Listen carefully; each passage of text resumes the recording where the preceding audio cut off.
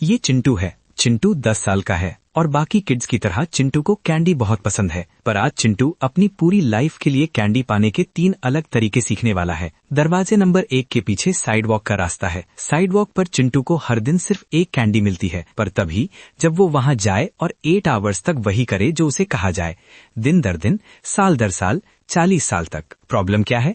चिंटू काम करना कभी बंद नहीं कर सकता, वरना कैंडी मिलना रुक जाएगी। इसे कहते हैं कैंडी के लिए अपना टाइम बेचना। और कड़वा सच ये है कि चिंटू के पास लिमिटेड टाइम ही है।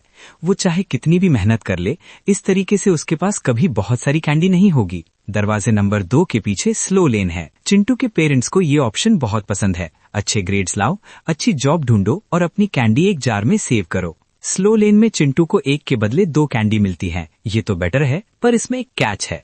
ज्यादातर कैंडी तुरंत खत्म हो जाती हैं।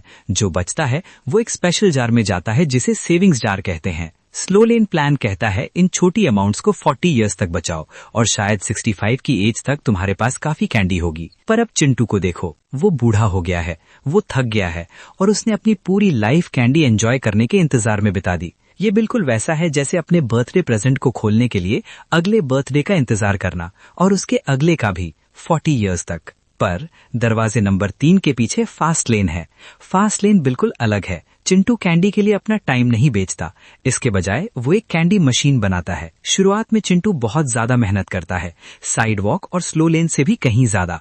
वो रात भर काम करता है, वो वीकेंड्स पर काम करता है, महीनों तक और कभी कभी सालों तक उसे शायद कोई कैंडी न मिले। साइड वॉक वाले उसके दोस्त उस पर हंसते हैं, चिंटू तुम पागल हो, हमें तो रोज एक कैंडी मिलती है। स्लो लेन वाली उसकी फैमिली उसकी चिंता करती है, चिंटू एक रियल जॉब कर लो, रिटायरमेंट के लिए सेव करो। पर चिंटू मशीन बनाता रहता है और फिर एक दिन मशीन काम करने लगती है। और असली मैजिक ये है कि मशीन कैंडी बनाती रहती है, चाहे चिंटू वहां हो या ना हो। जब वो सो रहा हो तब भी कैंडी, जब वो वेकेशन पर हो तब भी कैंडी, जब वो अपने बच्चों के साथ खेल रहा हो तब और भी ज्यादा कैंडी। पर हर मशीन काम नहीं करती। चिंटू सीखता है कि फास्ट लेन के 5 कमांडमेंट्स हैं। Commandment number 1, the commandment of need. Machine को बहुत सारे लोगों की प्रॉब्लम सॉल्व करनी चाहिए। कोई तुम्हें कैंडी सिर्फ इसलिए नहीं देता क्योंकि तुम्हें वो चाहिए। तुम्हें कैंडी तब मिलती है जब तुम उनकी हेल्प करते हो। Commandment number 2, the commandment of entry. इसे बनाना जितना मुश्किल होगा, कंपटीशन उतना ही कम होगा। अगर हर कोई ये कर सकता है तो कैंडी सब में बढ़ जाएगी। Commandment number 3, the commandment of control. Chintu का अपनी मशीन पर पूरा ओनरशिप और कंट्रोल होना चाहिए। अगर कोई और इसे बंद कर सकता है तो ये वाकई उसकी नहीं है। Commandment number 4, the commandment of scale. Machine को मिलियंस लोगों तक पहुंचना चाहिए, सिर्फ 10 तक नहीं। 1 बिलियन लोग अगर एक एक कैंडी दें तो वो 10 लोगों की 100 कैंडी से बेहतर है। Commandment number 5, the commandment of time. आखिरकार मशीन को चिंटू के बिना काम करना चाहिए, वरना वो फिर से कैंडी के लिए टाइम बेचने लगेगा। तो देखते हैं 35 की एज में चिंटू कहाँ है। Side walk Chintu. कुल 9125 कैंडी खाई हैं 25 साल में, रोज 1 के हिसाब से। उसे हमेशा काम करना पड़ेगा, वरना कैंडी तुरंत बंद हो जाएगी। वो रुक नहीं सकता, रेस्ट नहीं कर सकता, रिटायर नहीं हो सकता। स्लो लेन चिंटू। कुछ कैंडी खाई हैं और कुछ हजार सेव की हैं। अभी भी उसे अगले 30 साल तक रोज काम करना होगा। फ्रीडम की एज 65 शायद। Fast lane Chintu. 5 साल तक मशीन बनाने के लिए बहुत मेहनत की। अब उसे हर दिन 1000 कैंडी अपने आप मिलती हैं। 35 की उम्र में फ्री, अपनी जवानी में ही अपनी कैंडी एंजॉय कर रहा है।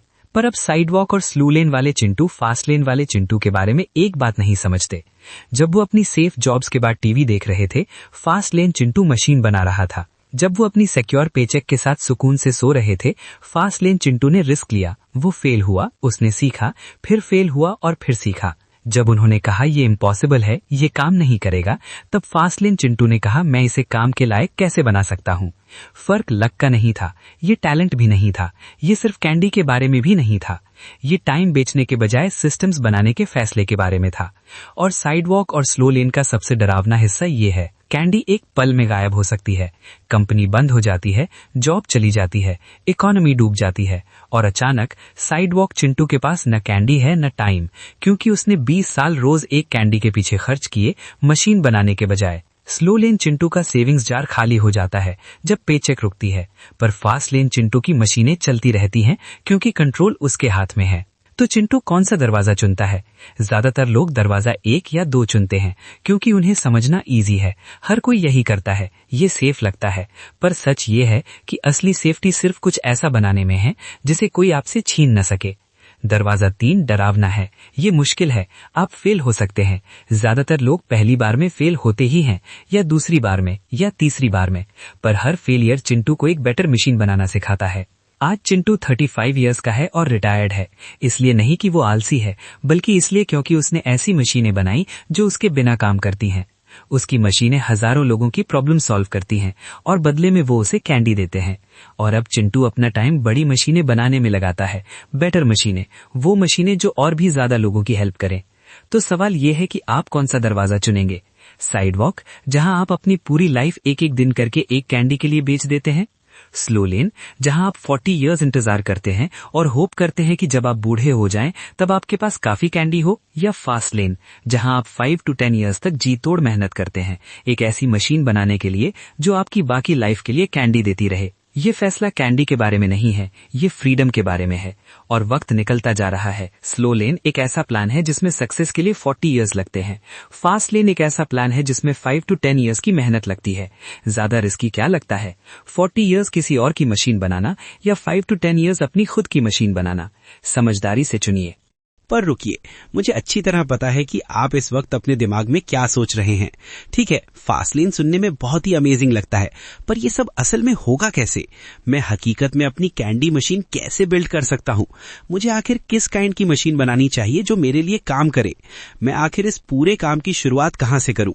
ये सच में बहुत ही बेहतरीन सवाल हैं और यही वो सारी जरूरी बातें हैं जिन्हें हम अपने आने वाले पार्ट 2 में एग्जैक्टली पूरी तरह कवर करने वाले हैं। अगले वीडियो में चिंटू आप सभी को ये खास चीजें दिखाने वाला है, वो 5 अलग टाइप्स की कैंडी मशीन्स जिन्हें आप खुद आज ही बना सकते हैं और उनमें से कौन सी मशीन आपके लिए एकदम सही रहने वाली है। वो सीक्रेट फॉर्मूला जो 100 कैंडी बनाने वाली छोटी और साधारण मशीन को 1 लाख कैंडी बनाने वाली बड़ी मशीन से बिल्कुल अलग कर देता है। वो 3 सबसे बड़ी और डरावनी गलतियां जिनकी वजह से 90% मशीनें अपने पहले ही साल में पूरी तरह फेल होकर बंद हो जाती हैं, और आप उन बड़ी गलतियों से कैसे बच सकते हैं। वो पूरा स्टेप बाय स्टेप प्लान जिसे यूज करके चिंटू ने सिर्फ 5 साल के अंदर 0 कैंडीज से 50,000 कैंडीज पर मंथ तक पहुंचने का अपना बड़ा काम पूरा किया। और सबसे ज्यादा इंपॉर्टेंट बात यह है कि आप अपनी खुद की पहली मशीन बनाना शुरू करने के लिए इसी हफ्ते से क्या छोटे कदम उठा सकते हैं। अब यहाँ कोई और बोरिंग थ्योरी नहीं दी जाएगी, अब और समडे कहने की कोई जरूरत नहीं होगी, क्योंकि ये सिर्फ वक्त की बर्बादी है। आपको यहाँ मिलेगा सिर्फ और सिर्फ असली एग्जैक्ट ब्लूप्रिंट। जैसे एक स्टूडेंट अपने स्कूल या कॉलेज की पढ़ाई खत्म करने के बाद रियल लाइफ की दुनिया के लिए तैयार होता है, वैसे ही ये पार्ट 2 आपको तैयार करेगा। हमारा पार्ट 2 बहुत जल्द आपके सामने आने वाला है।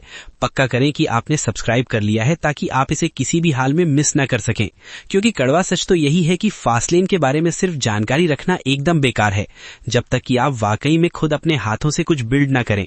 तो चलिए मिलते हैं पार्ट 2 में, जहां हम सब मिलकर चिंटू की शानदार कैंडी मशीन बनाएंगे और उसे सफलता से चलाना सीखेंगे।